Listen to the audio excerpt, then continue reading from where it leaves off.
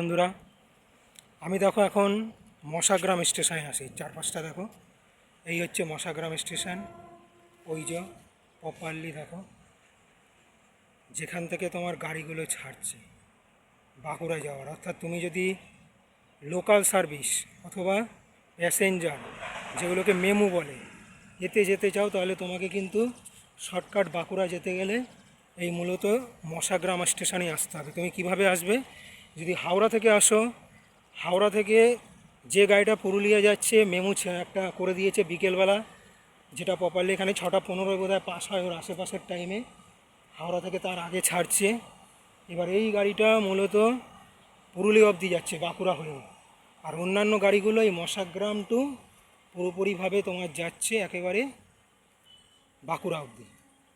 এবার এই যে গাড়িগুলো, এই যে প্ল্যাটফর্ম নাম্বার 1, ভালো করে তাকিয়ে দেখে নাও, এই প্ল্যাটফর্ম নাম্বার 1 থেকে ছাড়ছে। মূলত এই যে মশাগ্রাম স্টেশনের মূল যে লাইনটা করের, সেগুলো কিন্তু ওদিকে একেবারে 4 থেকে 6 বা 7 অবধি। আর এইখানটা প্রপারলি হচ্ছে এই 1 নাম্বার লাইনটা, এটা এই লাইনটা থেকে প্রপারলি আলাদাভাবেই মেমুটাকে ছাড়া হচ্ছে।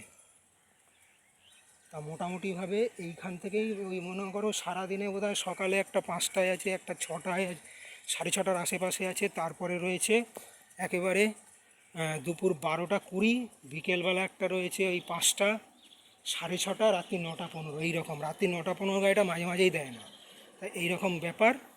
আর সেই বুঝে ফলে এই লাইনের গাড়ি প্রপারলি লুপ লাইনের মতো সিঙ্গেল লাইন হিসাবে চলে, বাঁকুড়া অবধি যাওয়ার আছে। কিন্তু তার বাইরে যে এখন মনে করো যে আরামবাগের দিক দিয়ে গোঘাট লাইনটা, ওই লাইনটার কাজ হচ্ছে এখনও ভাবাদিঘিতে, ওইটা বিষ্ণুপুরের সঙ্গে নাকি কানেক্ট করবে। আর তার বাইরে মেদিনীপুর কেউ যদি যায়, বাঁকুড়ার দিকে যায়, সেই মেন লাইন হয়ে ঘুরে ঘুরে যেতে হয়।